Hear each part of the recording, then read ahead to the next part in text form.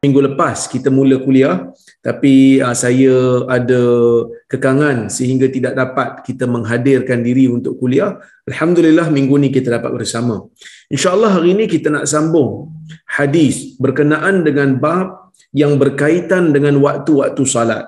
Jadi kita nak sambung pada hadis yang ke-57. Kalau dekat catatan saya 57 lah. Kata Abdul Ghani Al-Maqdisi, Al-Imam Abdul Ghani Al-Maqdisi mengatakan, An Abdullah ibn Abbas radhiyallahu anhuma qala syahida 'indi rijalun mardiyun wa ardahum 'indi Umar anna an-nabiy sallallahu alaihi wasallam naha 'anis salati ba'da as-subhi hatta tatlu'a asy-syams wa ba'da al-'asri hatta taghrub. Rawahu al-Bukhari wa Muslim. Hadis ni riwayat al-Imam al-Bukhari dan Muslim. Maksudnya daripada Abdullah ibnu Abbas radhiyallahu anhuma, dia mengatakan syahida 'indi rijal mardiyun. Dia kata di sisi aku beberapa orang lelaki yang diredai, beberapa orang lelaki yang aku tidak syak akan sifat amanahnya, pegangan agamanya, aku tidak ada keraguan pada mereka. Syahida 'indi, mereka telah bersaksi pada aku, mereka telah memberikan penyaksian mereka di sisi aku. Apa maksud penyaksian mereka ni? Maksudnya mereka telah mengkhabarkan kepada aku, mereka telah memberitahu pada aku. Wa ardahum 'indi Umar, dan yang paling aku suka, yang paling diredai di sisi aku daripada kalangan mereka ini adalah Umar. Umar ni siapa? Umar ni adalah Umar bin Al-Khattab radhiyallahu anhu. Ni kalau dalam istilah ilmu hadis tuan-tuan, dipanggil riwayat sahabah anis sahabah. Riwayat sahabat daripada sahabat yang lain. Kita semua tahu kebiasaannya sahabat ni dia tak riwayat daripada orang lain. Sebaliknya dia riwayat daripada Nabi sallallahu alaihi wasallam secara terus. Biasa kalau kita tengok dalam hadis, an Abi Hurairah anin Nabi, an Aisyah anin Nabi, an Umar anin Nabi.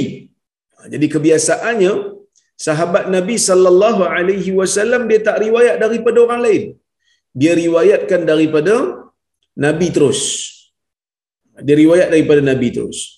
Tapi dalam riwayat ni kita tengok Abdullah ibnu Abbas radhiyallahu anhu meriwayatkan daripada beberapa orang sahabat yang dia tak bagi tahu nama. Dia kata syahida 'indi rijalun mardiyun, beberapa orang lelaki yang diredai pegangan agamanya, diredai akhlaknya, diredai sifat benarnya. Maksud mereka ni tak menipu, tak berbohong, telah memberikan penyaksian di sisi aku, telah mengkhabarkan kepada aku. Dan yang paling aku suka di kalangan mereka ialah Umar.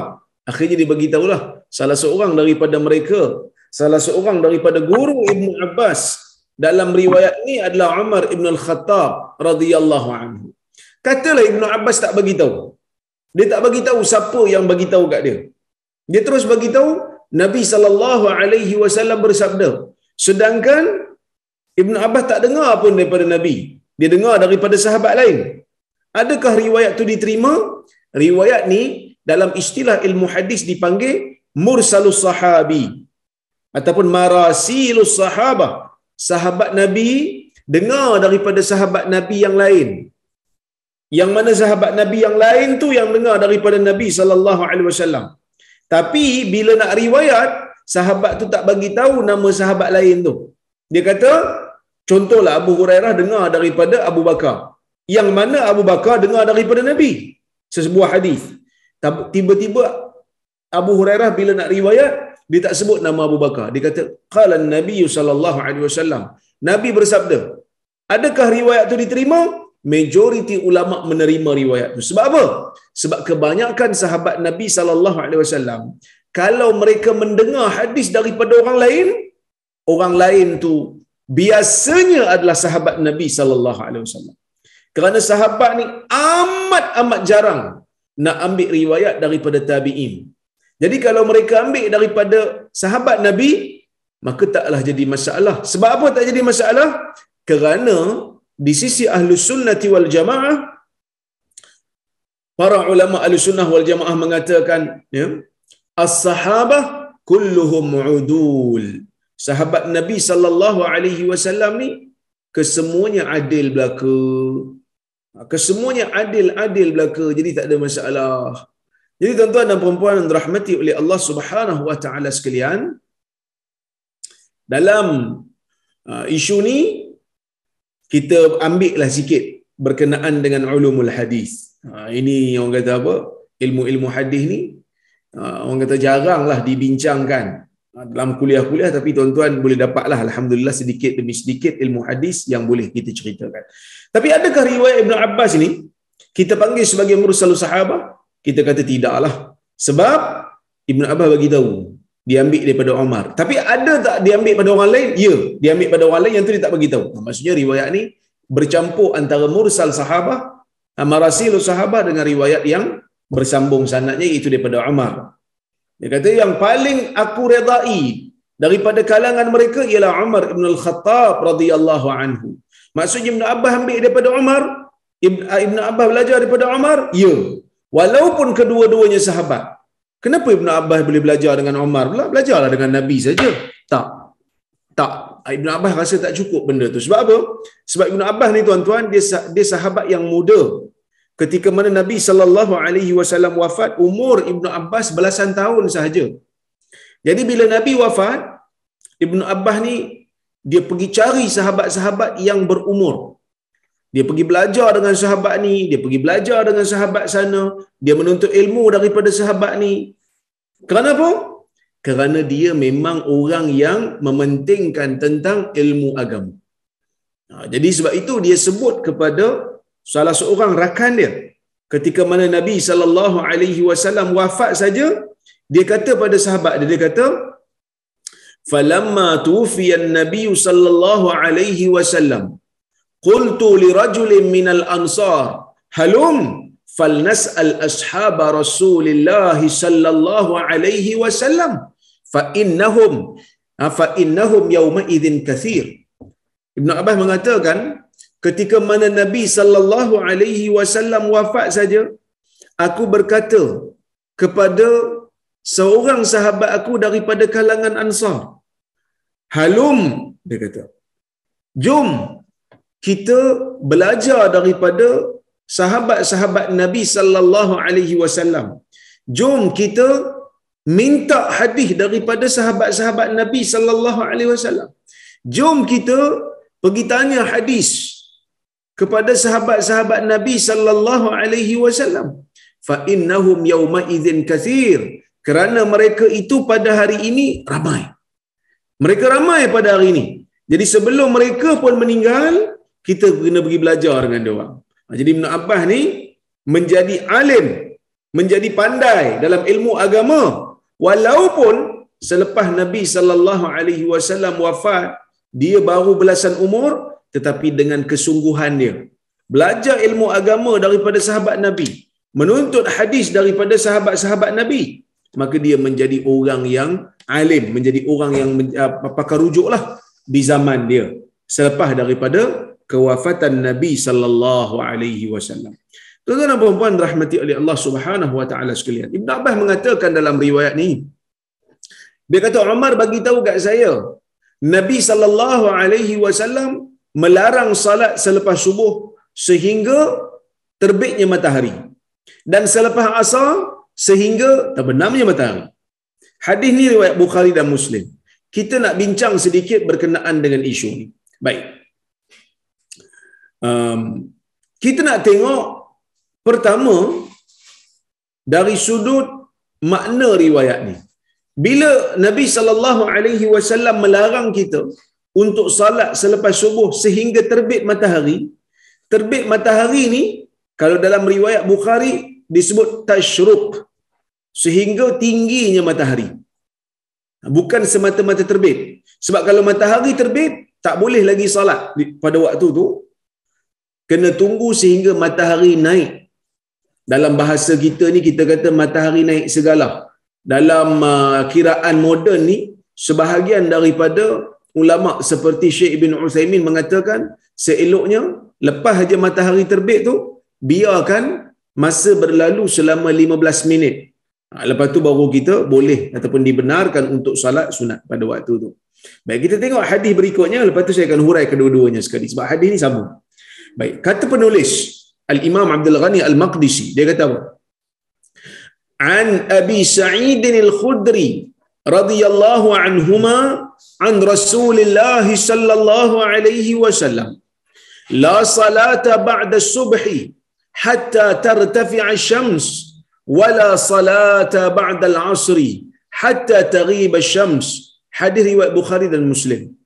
Maksudnya daripada Abu Sa'id Al-Khudri radhiyallahu anhuma, daripada Rasulullah sallallahu alaihi wasallam, yang mana Nabi sallallahu alaihi wasallam bersabda, tidak ada salat, yakni tidak ada sebarang salat selepas subuh sehingga matahari tinggi. Ini saya sebut tadi ni. Bila kita nak faham riwayat yang pertama tadi, kita mesti faham dengan mengumpulkan riwayat. So itu Imam Ahmad duk sebut benda ni. Imam Ahmad kata kalau tak dihimpunkan hadis ni dalam riwayat-riwayat dia, sebuah hadis kadang-kadang ada riwayat macam. Tadi kita tengok riwayat Umar. Sekarang ni kita tengok riwayat Abu Sa'id Al-Khudri. Kan? Tapi dua-dua adalah riwayat yang sama. Maksudnya hadis yang sama. Jadi para ulama dibuat kaedah. Dia kata sebelum nak memahami mana-mana hadis, kita mesti himpunkan hadis yang berkaitan dalam bab yang sama.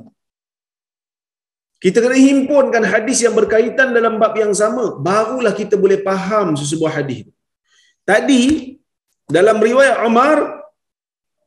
Umar kata Nabi sallallahu alaihi wasallam larang kita untuk solat selepas subuh sehingga matahari terbit, hatta tatlu'. Dalam riwayat lain sebut tasyruq, sehingga matahari tinggi. Dalam riwayat ni lagi jelaslah. Riwayat Abu Sa'id ni lagi jelas. Yang mana Nabi SAW kata tak boleh solat selepas subuh sehingga hatta tartafi'a syams, sehingga matahari tinggi. Wala salata ba'dal asr, dan tidak boleh salat selepas asar hatta taghiba syams, sehinggalah matahari terbenam. Hadis riwayat Bukhari dan Muslim. Okey. Tuan-tuan dan puan-puan dirahmati oleh Allah Subhanahu wa taala sekalian. Kalau kita tengok dalam riwayat ni, perkara pertama yang kita faham ialah agama ini dia ada disiplin dia. Agama ni ada disiplin, dia tak boleh main hentam kromo. Walaupun yang kita nak buat tu solat. Tapi kalau kita salat pada waktu yang dilarang, tetap solat tersebut tidak memberikan faedah pada kita.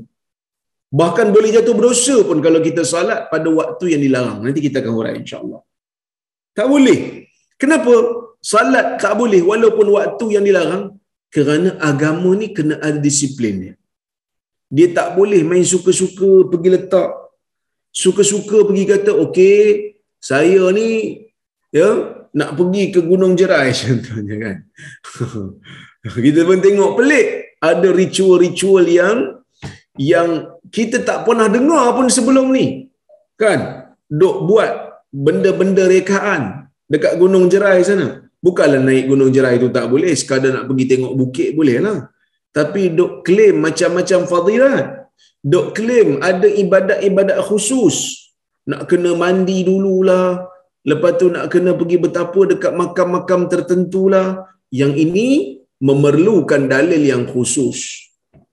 Tak perlu pun sebenarnya kita pergi sana kerana memang tidak ada dalil yang khusus pun. Tak ada apa keistimewaan pun. Tak ada keistimewaan yang khusus tempat tu. Jadi sebab itu semalam saya tulis sikit lah. Berkenaan dengan isu ni, saya minta supaya otoriti agama negeri Kedah supaya pantau lah. Jangan dibiarkan benda ni takut jadi benda-benda khurafat. Kita bimbang benda ni akan jadi khurafat nanti. Susah nak kawal nanti. Kan? Jadi, kenapa benda ni kena dibendung? Kerana kita nak menjaga keaslian agama. Kan? Kita buat benda yang jelas dalilnya, yang jelas hujahnya dalam kalangan ulama. Ni duk claim macam-macam ni. Nabi Adam turun kat gunung Jerai lah, macam-macam duk sebut. Jadi tak perlu tuan-tuan, kerana benda tu tidak ada bukti yang jelas. Yang ada bukti yang jelas ni kita bincang banyak. Tapi bila kita nak bincang banyak berkenaan dengan dalil yang jelas ni pula, dia kata memeningkan masyarakat pula kan. Dia kata memeningkan masyarakat, masyarakat tak bersedia, masyarakat tak ready. Tapi dok buat benda-benda khurafat, dok buat benda-benda pelik, tak ada pula hujah jangan kelirukan masyarakat tu keluar kan. Kita pun jadi pelik. Tapi tak apalah, saya bukan autoriti agama kan. Cuma menyuarakan kebimbangan. Kalau kita tak bendung sekarang, kita bimbang. Satu hari nanti, dia akan melarat. Masa tu susah dah tuan-tuan, kita nak kawal.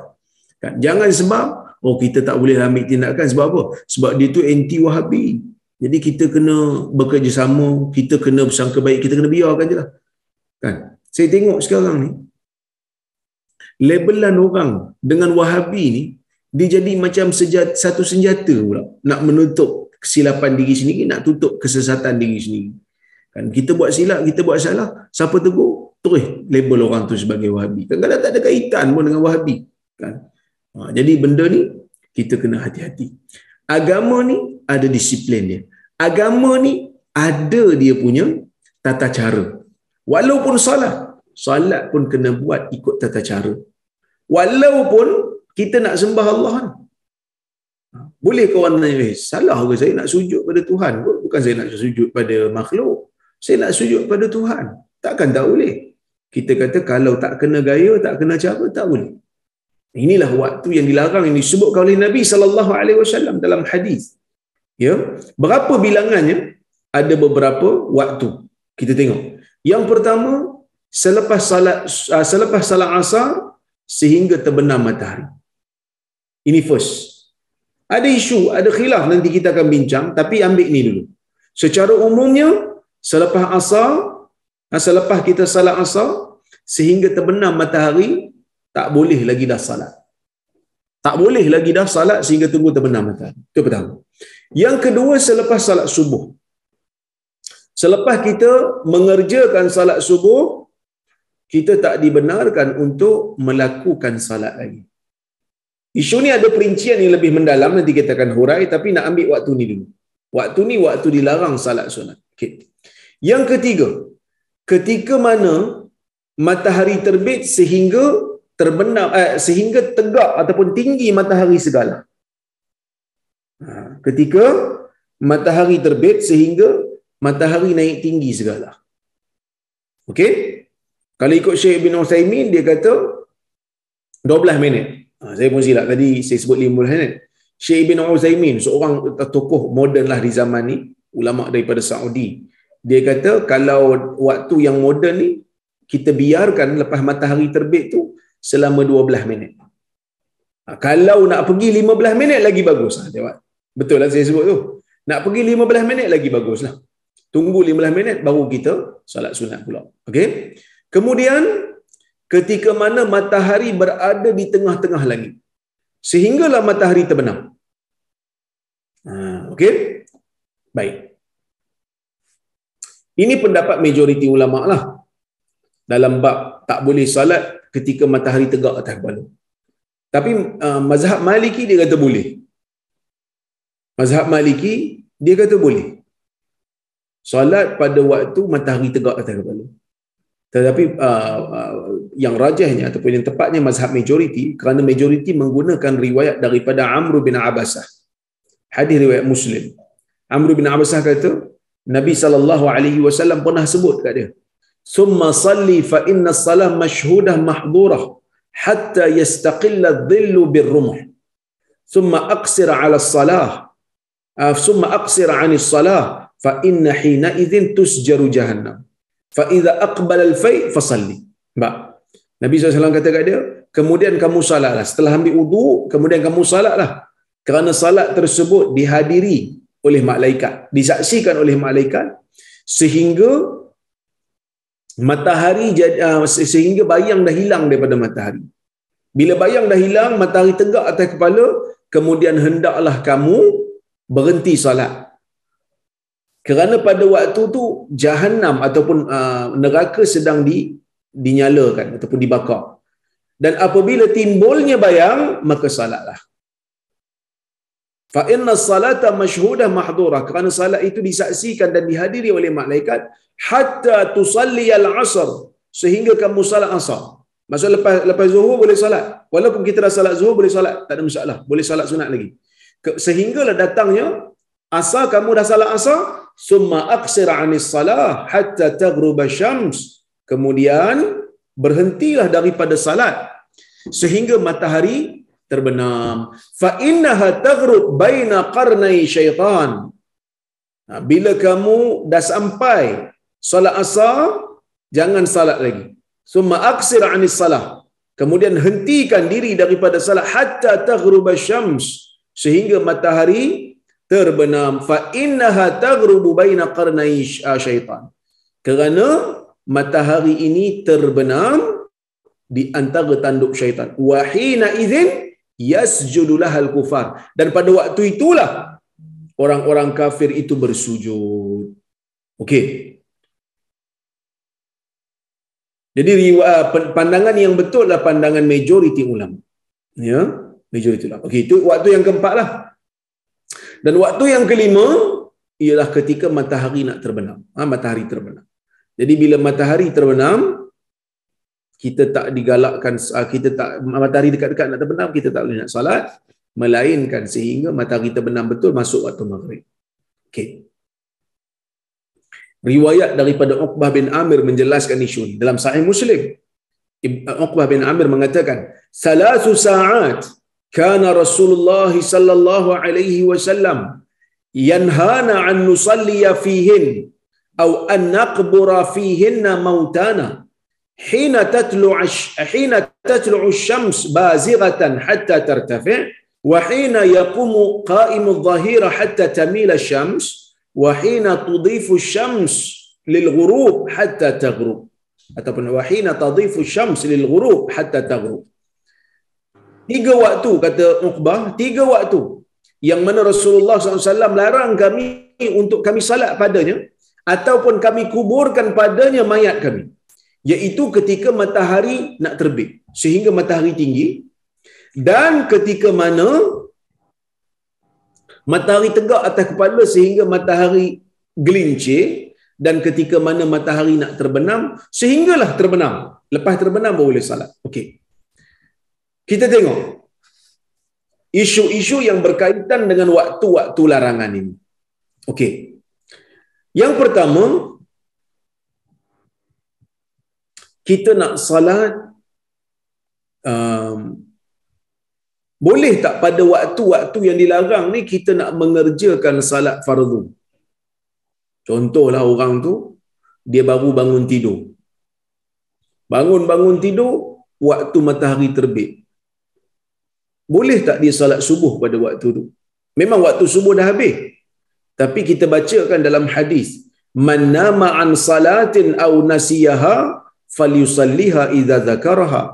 Sesiapa yang tertidur daripada salat ataupun terlupa, maka hendaklah dia mengerjakan salat ketika mana dia ingat. Jadi kalau dia tidur, bangkit, tengok matahari terbit, boleh tak dia mengerjakan salat subuh pada waktu itu? Ulama berbeza pendapat dalam isu ni. Ya. Majoriti ulama mengatakan wajib dia salat pada waktu itu, sebab itulah waktu dia. Sebab Nabi kata, "Man nama an salatin aw nasiyaha." Sesiapa yang tertidur daripada salat ataupun terlupa, salat pada waktu diingat. Maksudnya salat waktu jaga, waktu itulah waktu dia. Orang tu tidur contohnya, lepas dia salat zuhur dia tertidur, dia bangkit, tengok lepas waktu asar matahari nak terbenam dah. Boleh tak dia salat asar pada waktu tu? Wajib dia salat asar pada waktu tu. Walaupun waktu tu dilarang, tetapi dikecualikan salat fardu yang ingin dilaksanakan. Ya, ini pendapat majoriti ulama. Bahkan Al-Imam An-Nawawi rahimahullah mengatakan ini merupakan pandangan kesepakatan ulama. Tetapi ada juga riwayat yang lain mengatakan tak boleh, kena tunggu waktu yang dilarang tu hilang dulu. Ada yang kata ini pendapat Abu Bakrah, tapi pendapat ini adalah pendapat yang tak tepatlah. Dalilnya pun yang mengatakan pendapat majoriti ni betul, hadis Ibn Abbas tadilah. Dan juga hadis Abu Sa'id yang mana Nabi SAW kata, la salata ba'da subuh. Tidak ada salat selepas subuh. Yakni tidak ada salat selepas salat subuh. Maksudnya kalau kamu dah salat subuh, kamu jangan salat lagi dah, salat sunat.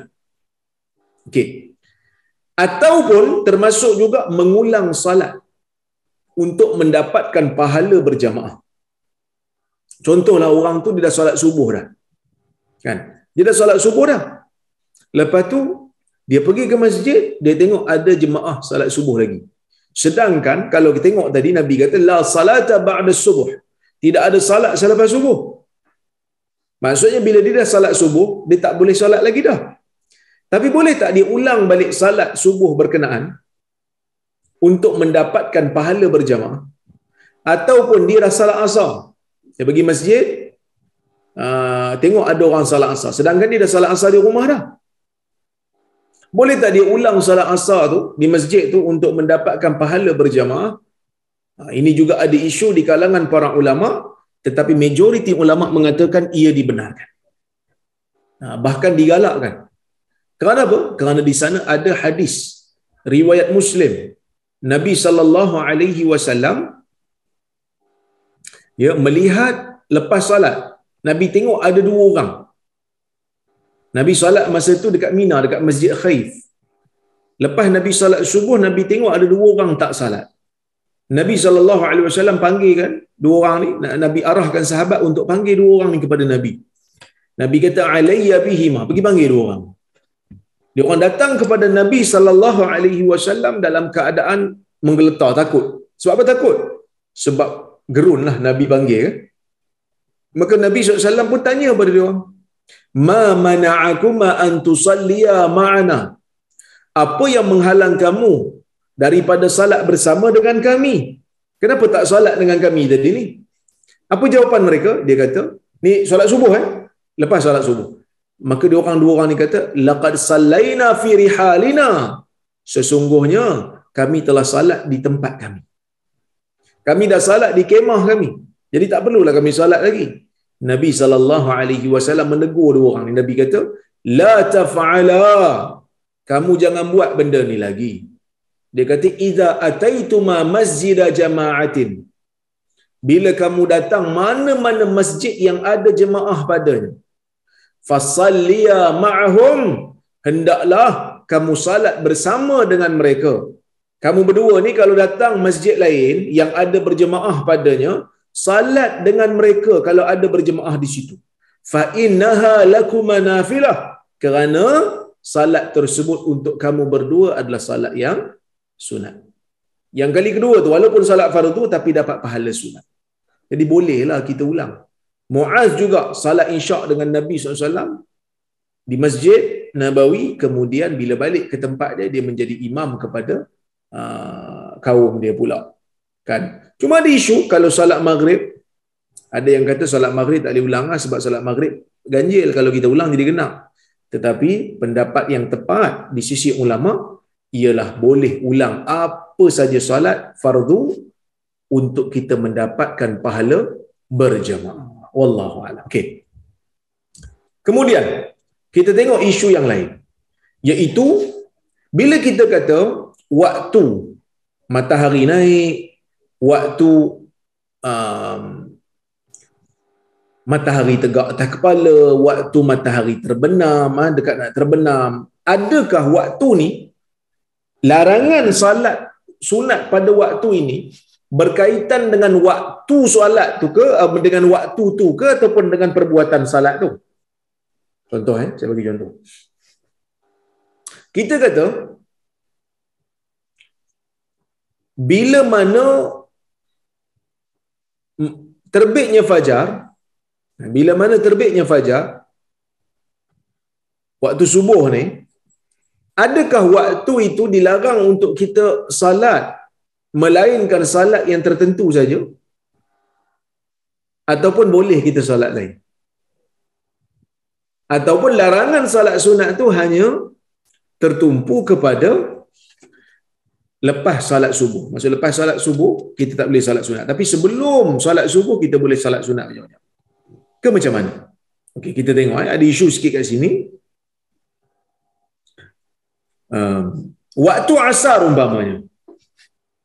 Waktu asar, Ibn Qudamah mengatakan larangan daripada salat lepas asar dia berkaitan dengan perbuatan salat. Contohnya, kalau masuk waktu asar masuk, dia tak solat asar lagi. Tapi waktu asar dah masuk, dia tak solat asar lagi. Boleh tak dia solat sunat? Jawapan dia boleh. Sebab dia belum solat asar lagi, maka dia boleh buatlah solat sunat. Kerana yang dilarang tu selepas dia solat asar. Bukan terikat dengan waktu, tapi terikat dengan waktu dan terikat juga dengan perbuatan salat selepas masuk waktu. Sebab itu Ibn Qudamah kata, larangan untuk salat selepas asar ni berkaitan dengan perbuatan salat dan waktu sekali. Jadi siapa yang belum salat asar, sedangkan waktu asar dah masuk, dia boleh salat sunat. Berapa banyak pun tak apa.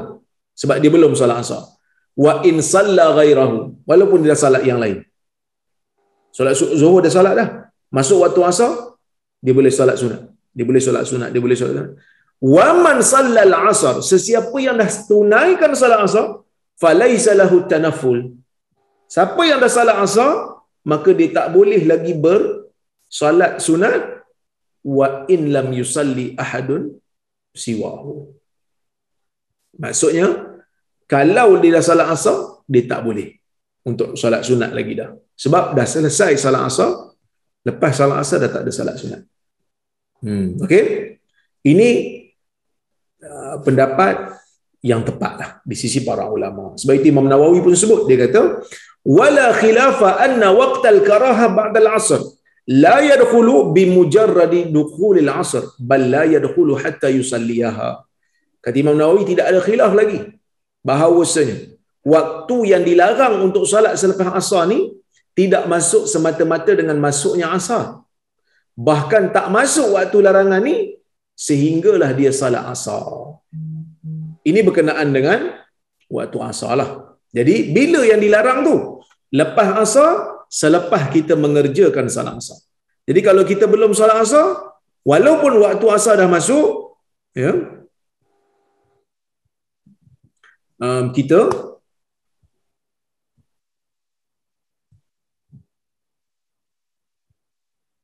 walaupun asar dah masuk, kita boleh lagi solat sunat selagi mana kita belum solat asar. Okey. Kemudian waktu subuh pula. Waktu subuh ni ada khilaf sikit. Okey, tengok. Katalah subuh dah masuk. Kita belum solat subuh. Boleh tak kita solat sunat banyak-banyak? Yang ni ulama berbeza pendapat sikit. Okey? Pendapat yang pertama, ini pendapat majoriti ulama. Pendapat majoriti ulama kata, apabila terbitnya fajar, apabila fajar terbit, dia tidak dibenarkan salat melainkan 2 rakaat qabliyah subuh dan juga 2 rakaat subuh. Itu sahaja. Ini pendapat majoriti ulama. Inilah pendapat Abu Hanifah, pendapat Imam Malik, pendapat Ahmad bin Hanbal. Sebab apa? Mereka menggunakan hadis Ibn Abbas dan juga Abu Sa'id tadi. Orang yang terbit padanya fajar, kalau dia nak salat sunat, 2 rakaat sahaja, iaitu 2 rakaat qabliyah dan 2 rakaat subuh. Tak boleh lebih daripada itu. Okey? Baik. Hadisnya, mereka menggunakan hadis Abu Ibn Abbas dan juga Abu Sa'id tadi. Mereka juga meriwayatkan, mereka juga berdalilkan dengan hadis Hafsah dalam Sahih Muslim. Yang mana Hafsah kata, kana Rasulullah sallallahu alaihi wasallam idza tala'a al-fajr la yusalli illa raka'atain khafifatain. Hafsah kata, Hafsah ni isteri Nabi ya. Hafsah kata, Nabi ni tidak salat melainkan 2 rakaat yang ringkas apabila terbitnya fajar. Selain daripada Nabi solat subuh, Nabi akan solat 2 rakaat qabliyah, dan 2 rakaat itu pun 2 rakaat yang ringkas lah. Nabi tak panjang-panjangkan. Nabi buat ringkas saja. Itu kata Hafsah. Okey.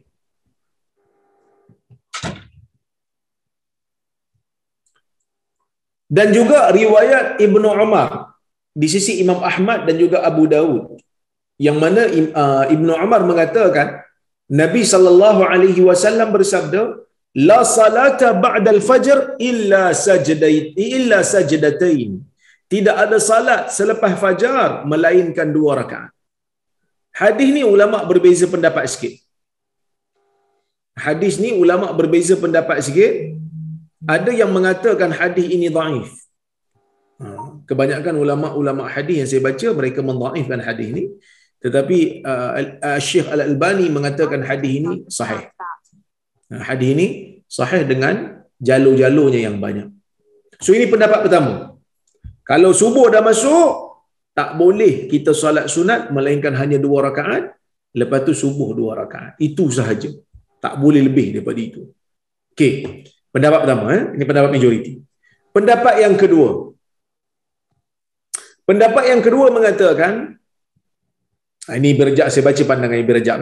Dia kata, وَقَدْ رَخَّصَ طَائِفَةٌ مِّنَ الْعُلَمَاءِ فِي بَعْضِ الصَّلَوَاتِ بَعْدَ طُلُوعِ الْفَجْرِ قَبْلَ صَلَاةِ الْفَجْرِ كَالْوِتْرِ وَصَلَاةِ اللَّيْلِ. Sebahagian daripada ulama memberikan keringanan untuk membenarkan sebahagian salat sunat dilaksanakan selepas terbitnya fajar, sebelum salat subuh, seperti salat witir dan salat malam. Contohnya macam dia ni terlepas witir, bangun-bangun dah subuh, boleh tak dia laksanakan witir sebelum daripada salat subuh? Dibenarkan ikut pendapat ni. Okey, Malik membenarkan, Imam Malik. Okey. Sebahagian yang lain kata bukan hanya sekadar qada salat witir ataupun qada qiyamul lail, bahkan boleh solat sunat lebih daripada 2 rakaat. Ini sebahagian ulama sebut. Ya.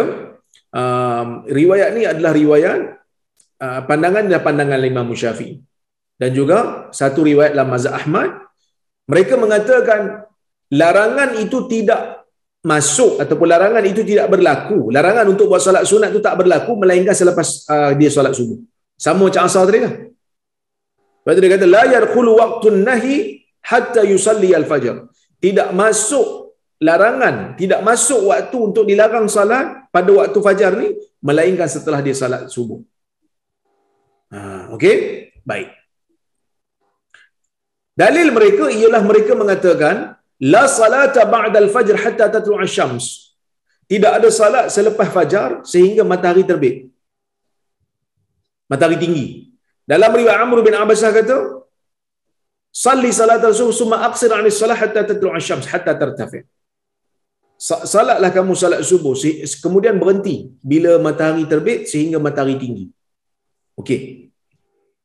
Kalau ikut pendapat ni, mereka kata salat sunat berapa banyak pun boleh buat. Berapa banyak pun boleh buat selagi mana belum salat subuh. Bila salat subuh baru tak ada. Sebab Nabi kata apa? Salli salatas subuh. Salatlah kamu salat subuh, kemudian berhenti daripada salat. Maksudnya dia berkaitan dengan salat subuh. Okey. So, dalam isu ni, ulama ada beberapa pandangan. Ada yang kata boleh salat sunat sebelum salat subuh, lebih daripada 2 rakaat. Ada yang kata tak boleh. Ada hadis, tapi hadis ni menjadi pertikaian. Hadis yang tadi ya, yang mana Nabi SAW larang kita untuk solat lebih pada 2 rakaat. Ada yang kata riwayat ni okey, seperti Albani, tapi riwayat ni didhaifkan oleh ramai ulama kerana dalam sanad dia ada terdapat perawi yang tak dikenali. Okey. Kalau kita tengok dalam pandangan Ibn Taymiyah rahimahullah, dia mengatakan sebenarnya boleh kita nak salat sunat lebih daripada 2 rakaat sebelum subuh, tapi jangan jadikan ia sebagai satu adat. Jangan dijadikan sebagai satu adat. Jadi kalau buat sekali-sekala tak ada masalah. Terutamanya kalau kita masuk dalam masjid nak salat tahiyatul masjid. Lagilah dibenarkan kerana salat tu mempunyai sebab yang khusus, iaitu masuk dalam masjid. Okey.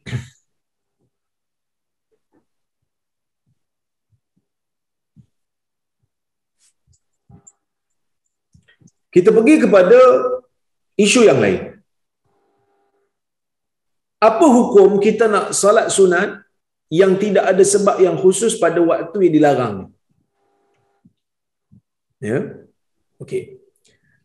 Sebahagian ulama, pandangan ni dinukilkan daripada Ibnu Umar, daripada Aisyah, daripada Bilal.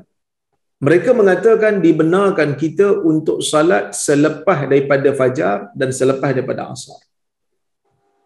Boleh, kata. Selepas asar, selepas fajar, selepas salat subuh, selepas salat asar, boleh. Kata. Mereka lah kalau ikut pendapat ni. Sebab mereka kata yang dilarang tu cuma 3, iaitu waktu terbit matahari. Sedangkan lepas subuh, matahari belum tentu terbit lagi. Kan? Lepas solat subuh, matahari belum tentu terbit lagi. Yang dilarang hanya waktu matahari terbit. Dan waktu matahari terbenam. Lepas asar, matahari tak terbenam lagi. Dan pada waktu matahari tegak atas kepala, itulah yang dilarang. Okey? Ini pendapat sebahagian ulama lah. Manakala pendapat yang kedua, ini pendapat majoriti ulama, inilah pendapat yang sahih. Ya, inilah pendapat yang sahih. Mereka mengatakan dilarang untuk solat sunat yang tidak ada sebab selepas solat fajar dan selepas solat asar, sehingga kalau waktu fajar tu lepas kita solat subuh, dilarang untuk solat apa-apa solat sunat melainkan selepas matahari tinggi. Matahari naik 15 minit. Dan solat dilarang juga untuk kita solat lepas kita laksanakan solat asar sehingga matahari terbenam. Inilah pendapat 4 mazhab. Inilah pendapat 4 mazhab, pendapat majoriti ulama, dan inilah pendapat yang tepat di sisi ulama. Okey. Cuma tadi saya ada sebut tentang isu larangan ini, adakah bersifat larangan yang makruh ataupun larangan yang haram? Bila kita kata dilarang untuk solat, makruh ke haram? Ulama berbeza pendapat sekali lagi. Majoriti ulama mengatakan ia adalah haram. Maksudnya kalau kita solat lepas subuh saja nak solat sunat tanpa sebab nak solat sunat, perbuatan kita itu adalah perbuatan yang berdosa. Walaupun yang kita laksanakan itu adalah salat. Walaupun begitu, tetap dilarang. Ya. Manakala sebahagian ulama mengatakan ia makruh. Sebahagian ulama mengatakan ia makruh. Ada juga ulama seperti Ibn Sirin dan juga Muhammad bin Jarir At-Tabari, mereka membezakan antara awal waktu dan akhir waktu. Dia kata makruh salat lepas subuh dan asar. Salat subuh, kita dah salat subuh dah, kita dah salat asar dah, lepas tu nak salat lagi. Dia kata makruh. Tapi haram ketika mana terbit matahari dan haram ketika matahari nak terbenam. Kenapa mereka bezakan? Kerana mereka bezakan ialah waktu lepas subuh dan lepas asar tu dia tak menyamai ibadat orang kafir. Tetapi kalau matahari nak terbit, kita salat pada waktu tu, salat sunat. Matahari nak terbenam, kita salat pada waktu tu, salat sunat. Maka kita telah menyamai perbuatan orang kafir. Sujud pada waktu tu, sujud seperti orang yang sembah matahari. Jadi sebab itu dilarang. Okey? Tetapi pendapat yang tepat ialah mengatakan waktu ni adalah waktu yang dilarang dengan berbentuk haram. Tak boleh. Siapa buat berdosa. Ini pendapat yang tepat, pendapat majoriti ulama. Habis itu yang Nabi kuatkan lagi larangan waktu matahari terbit, kita tak boleh nak salat sunat kerana takut menyamai orang kafir itu lebih dahsyatlah pengharaman dia. Tak bermakna waktu lain yang dilarang tu tak haram, tapi yang ni lebih dahsyat. Okey? Kita tengok pada perbahasan yang berikutnya. iaitu solat yang tidak solat sunat yang mempunyai sebab yang khusus pada waktu-waktu yang dilarang. Solat yang ada sebab ni contohnya solat yang dia ada alasan untuk dilakukan. Contohnya kita terlupa solat fardu, ataupun kita nak salat rawatib, ataupun kita nak salat tahiyatul masjid, ataupun kita nak sujud tilawah ataupun sujud syukur, ataupun salat gerhana, ataupun salat tawaf. Boleh ke tak boleh? Dia solat ni ada sebab. Apa sebab dia? Pertama, solat yang kita terlupa. Dia ada sebab tu, waktu solat tersebut. Sebab Nabi SAW kata, siapa terlupa, dia kena solat waktu dia ingat. Itulah sebab dia, waktu ingat tu, sebab yang diletakkan oleh syarak. Salat rawatib umpamanya, salat qabliyah, salat ba'diyah. Salat qabliyah dengan salat ba'diyah ni, dia ada sebab. Apa sebab dia? Sebab dia masuk waktu. Tahiyatul masjid umpamanya, salat tahiyatul masjid dia muncul bila kita masuk ke masjid. Syarak telah menjadikan masuk masjid itu sebagai sebab untuk laksanakan salat. Sujud tilawah umpamanya, sujud tilawah ni ada sebab. Apa sebabnya? Sebab baca ayat sejadah. Baca ayat sejadah merupakan sebab yang dijadikan oleh syarak untuk kita sujud pada waktu itu. Sujud syukur umpamanya, sujud syukur dilakukan bila kita mendapat berita yang mengembirakan kita. Jadi bila sampai je berita yang mengembirakan kita pada waktu yang dilarang salat, boleh ke tidak kita sujud syukur? Sebab dah ada, faktor dah ada untuk kita laksanakan, tapi waktu ni pula waktu yang dilarang. Solat gerhana umpamanya, tak kira lah gerhana matahari ke gerhana bulan ke, gerhana tu berlaku lepas asar umpamanya, kita dah salat asar dah, boleh tak solat gerhana pada waktu tu? Kerana syarak menjadikan gerhana itu sebagai sebab untuk kita laksanakan solat. Ataupun solat tawaf, solat sunat tawaf, wattakhidhu min maqami Ibrahim musalla. Syarak telah menjadikan tawaf sebagai sebab untuk munculnya pensyariatan salat sunat tawaf lepas daripada selesai tawaf. Semua ni adalah salat-salat yang mempunyai sebab. Boleh tak salat yang mempunyai sebab ni kita laksanakan selepas kita salat subuh, selepas kita salat asar, ataupun waktu matahari tegak atas kepala? Contohlah, lepas salat subuh kita tak boleh salat sehingga matahari tegak. Matahari tinggi, matahari tegak sehingga matahari tinggi, naik segala. Tapi dalam masa waktu matahari nak terbit itulah kita masuk dalam masjid kerana ada urusan. Sunat tak kita laksanakan solat tahiyatul masjid? Ataupun kita masuk masjid lepas kita solat asar. Kita dah solat asar tadi dah, tiba-tiba kita masuk balik masjid. Sunat tak tahiyatul masjid? Ulama berbeza pendapat. Pendapat yang pertama ialah pendapat mazhab Syafi'i. Pendapat mazhab Syafi'i, mereka mengatakan selagi mana salat itu mempunyai sebab, maka tidak makruh ataupun tidak dilarang solat sunat pada waktu yang dilarang. Maksudnya waktu yang dilarang ni tak boleh solat sunat kecuali solat sunat yang mempunyai sebab, ataupun solat fardu yang ditinggalkan dan nak diqadakkan, seperti orang terlupa ataupun orang tidur.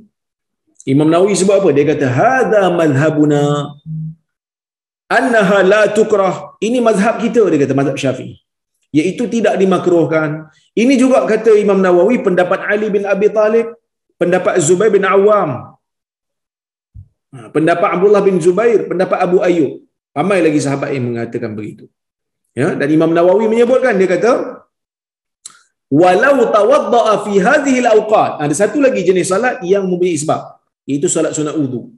Imam Nawawi sebut kat sini, dia kata walau tawadda'a fi hadhihi al-awqat, kalaulah dia berwuduk pada waktu ini, falahu ay yusalliya raka'atai wudu, dan dia boleh untuk salat 2 rakaat wudu. Walaupun pada waktu yang dilarang, sebab dia dah ambil wudu, ada sebab untuk dilaksanakan salat. Dan dalil yang mereka gunakan ialah dalil Anas. man nasiya salatan aw nama anha fakaffaratuha ay yusalliha idza dzakaraha. Sesiapa yang terlupa salat ataupun tertidur, maka cara untuk tebus kesilapan itu ialah dengan dia salat apabila dia teringat. Dan di sana ada hadis daripada Ummu Salamah. Hadis yang saya sebut tadi Bukhari dan Muslim. Hadis Ummu Salamah ni riwayat Imam Bukhari dan Muslim juga. Yang mana Ummu Salamah, isteri Nabi sallallahu alaihi wasallam mengatakan, anna an-nabiy sallallahu alaihi wasallam shalla raka'ataini ba'da al-'asr. Nabi sallallahu alaihi wasallam salat 2 rakaat selepas asar. Falamman saraf, selesai je daripada salat asar, selesai je salat 2 rakaat sunat lepas salat asar tu, Nabi SAW kata, ya binta Abi Umayyah, sa'alti 'anil raka'ataini ba'da al-'asr, innahu atani unasun min 'Abdil Qais bil Islam min qaumihim fashaghaluni 'anil raka'ataini allataini ba'da adh-dhuhri fahuma hatan. Hadis riwayat Bukhari dan Muslim. Nabi sallallahu alaihi wasallam kata Ummu Salamah salat 2 rakaat selepas asar. Nabi dah salat asar dah. Lepas tu Nabi salat lagi 2 rakaat. Nabi salat asar 4 rakaat tu, patutnya lepas salat asar dah tak ada dah salat. Dah tak ada dah salat sunat. Tiba-tiba Nabi bangkit, Nabi salat pula 2 rakaat salat sunat. Ini menimbulkan persoalan di sisi sahabat. Lepas je Nabi salat 2 rakaat sunat tu, terus Nabi sebut kepada Ummu Salamah, Nabi kata, ya binta Abi Umayyah, wahai anak perempuan Abi Umayyah, sa'alti 'anil raka'ataini ba'da al-'asr. Tadi kau telah bertanya tentang 2 rakaat lepas asar. Aku tahu kau tanya tu. Sebab peliklah. Ada hadis lain Nabi larang. Hadis ni Nabi dalam hadis ni Nabi buat pula. Maka Nabi SAW menjelaskan, Nabi kata, innahu atani unasun min Abdil Qais. Sesungguhnya telah datang kepada aku rombongan delegasi daripada kabilah Abdul Qais, yang mana kaum ni datang nak terima Islam. Fashaghaluni 'anil raka'ataini allataini ba'da adh-dhuhr. Maka kedatangan mereka itu telah menyibukkan aku, melayan mereka, entertain mereka sebagai tetamu, sehingga aku tak sempat nak salat sehingga aku tak sempat nak salat rawatib zuhur, iaitu ba'diyah zuhur. Inilah aku qada balik. Jadi hadis yang ini telah memberikan kita satu pengajaran, salat rawatib yang kita tak sempat nak buat, tertinggal kerana uzur, kemudian salat yang ada sebab, salat sunat wudu, salat tahiyatul masjid, salat yang kita terlupa untuk salat fardu, semua ini boleh dilakukan walaupun pada waktu yang dilarang, kerana dia salat mempunyai sebab. Salat solat tawaf, solat gerhana. Sebab tu solat gerhana kita buat kalau gerhana tu berlaku walaupun kalau gerhana tu berlaku pada waktu asar, sebab sebabnya ada, faktornya ada, jadi kita laksanakan. Okey.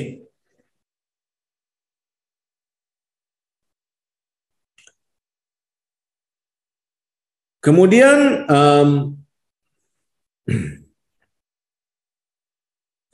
pendapat itu pendapat pertama lah, pendapat mazhab Syafi'i. Pendapat yang kedua, tak boleh juga, dia kata. Tak boleh laksanakan solat walaupun solat tersebut mempunyai sebab. Ini pendapat majoriti ulama lah, pendapat Imam Malik, pendapat Abu Hanifah. Ini pendapat Daud Az-Zahiri juga. Kerana dia kata dalil yang melarang itu umum. Tetapi pendapat yang tepat, wallahu a'lam, pendapat yang tepat dalam isu ni adalah pendapat yang pertama tadi. Itu boleh kita laksanakan solat sunat kalau ada sebab yang khusus. Okey, solat jenazah, boleh tak kita solat jenazah pada waktu yang dilarang? Okey, majoriti ulama kata boleh solat jenazah lepas asar dan lepas subuh, boleh. Lepas solat asar dan lepas solat subuh boleh.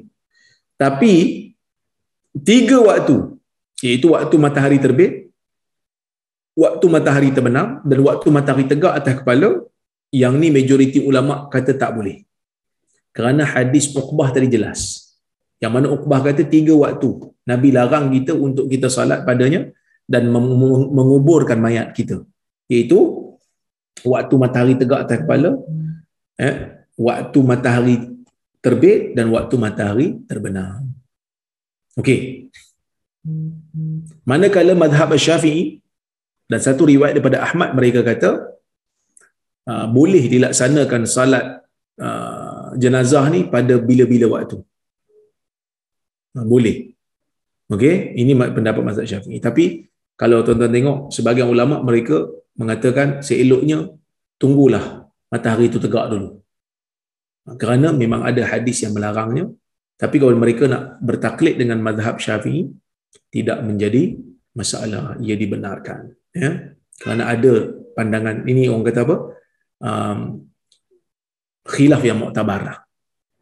Khilaf yang muktabar. Okey, kita tengok hadis berikutnya. Hadis ni saya dah hurai dulu, tapi tak apa, kita baca je, lepas tu kita ambil faedah sikit-sikit lah, ya.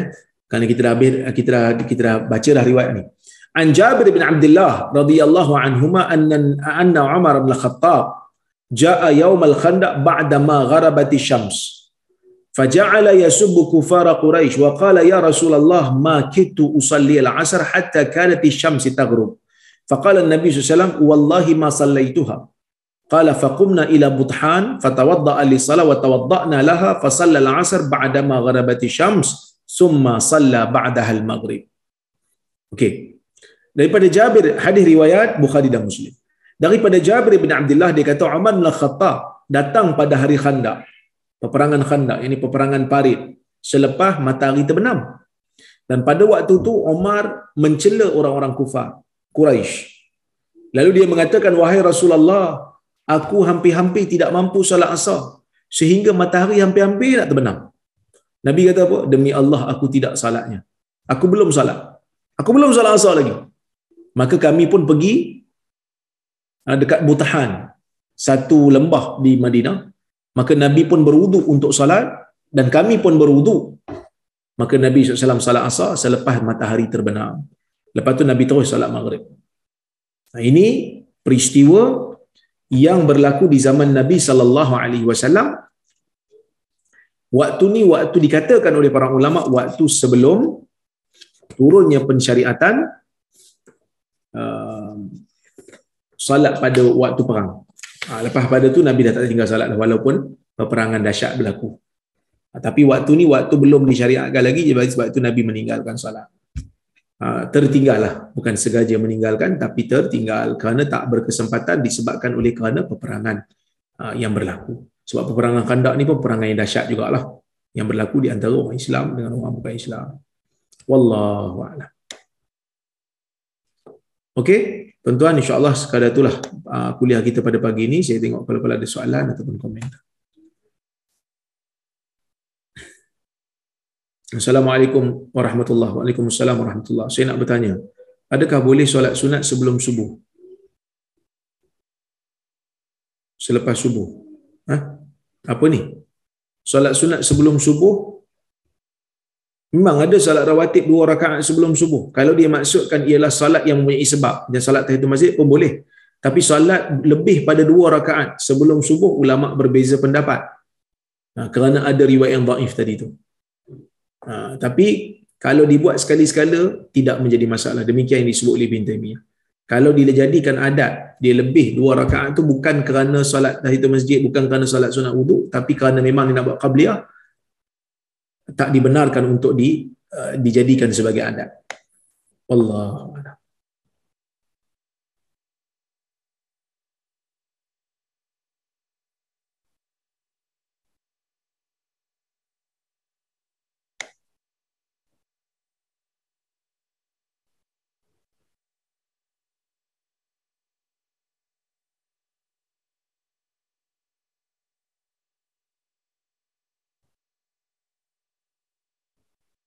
Assalamualaikum Ustaz. Waalaikumsalam. Minta maaf banyak kalau soalan saya lari dari tajuk yang dibincangkan ini. Saya sebagai pelajar STP, saya ditugaskan untuk buat assignment tentang liability harta pusaka.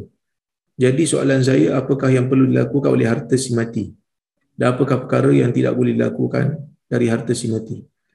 Harta si mati bila dia mati saja, pertamanya kena uruskan jenazah si mati menggunakan harta yang dia tinggalkan.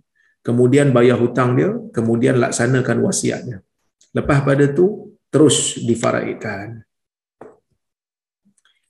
Saya dengar lepas waktu asar solat yang dilarang hanya solat sunat ba'diyah. Selain itu boleh kecuali hampir masuk waktu maghrib dari Maulana Asri. Tapi kalau saya silap faham, minta maaf. Memang dalam isu ni ada khilaf di kalangan para ulama sebab Nabi SAW dalam hadis Ummu Salamah solat sunat lepas solat asar. Dan Nabi mengatakan itu adalah solat ba'diyah zuhur. Jadi sebahagian ulama kata bolehlah solat sunat lepas asar, tapi majoriti tak membenarkan. Yang hanya dibenarkan kalau mempunyai sebab, seperti salat tahiyatul masjid. Wallahu a'lam.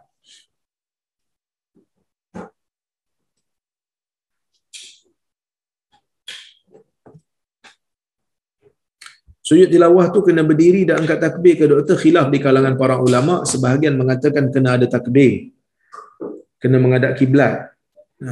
Inilah pendapat majoriti ulama, tapi sebahagian kata tak perlu. Kena ada wuduk juga, tapi sebagian ulama kata tidak perlu. Saya ada hurai benda ni dalam kuliah 40 amalan mudah. Boleh tengok lambat tu ya.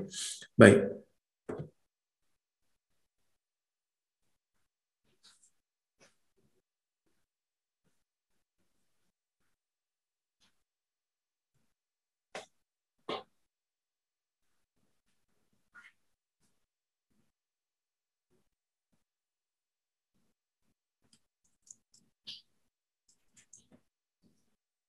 Okey. Ya tuan-tuan soalan banyak masuk ni.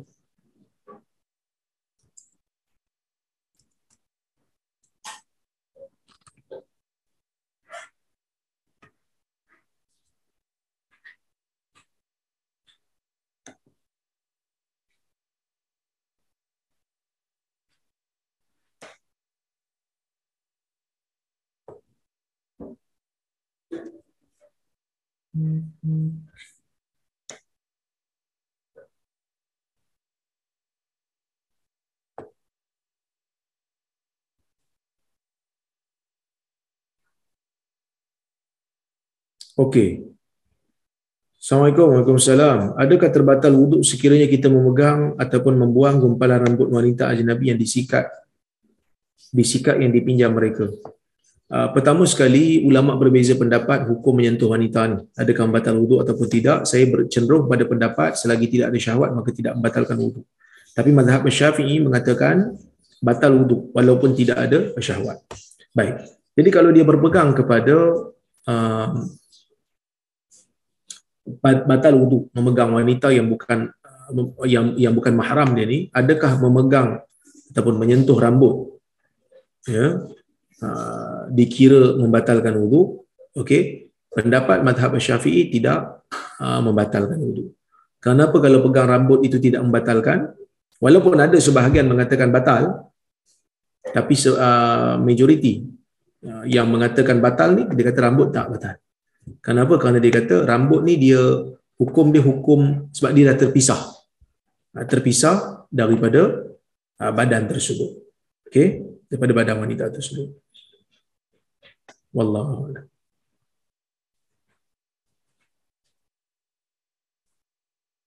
Assalamualaikum warahmatullahi wabarakatuh. Kalau terlepas waktu solat kerana tidur, adakah boleh kita terus kerjakan solat dengan sebut niat qada ataupun sebut adaan?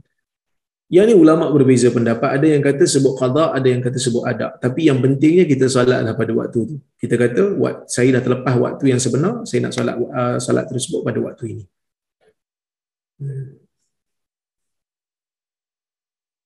Kalau ikut mazhab Syafi'i dia kata qada lah. Qada lah.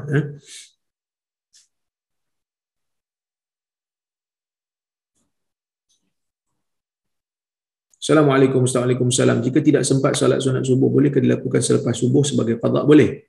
Kalau tak sempat, boleh buat lepas subuh. Wallahu a'lam.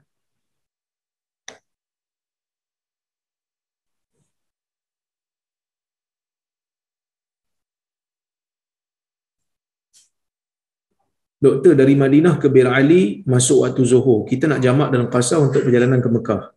Adakah tidak layak kita untuk lakukan jamak dan qasar? Naik keliru saya dengan ejen umrah.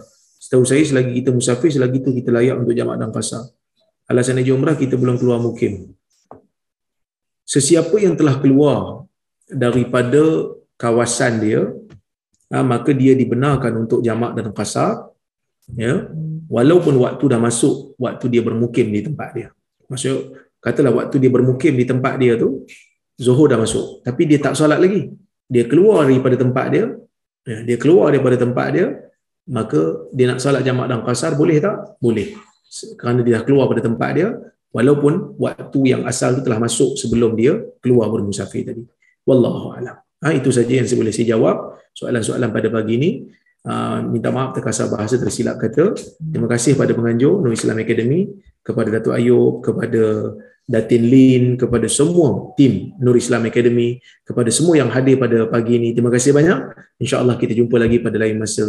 Aqulu qawli hadha wa astaghfirullahal azim li wa lakum. Wassalamualaikum warahmatullahi wabarakatuh.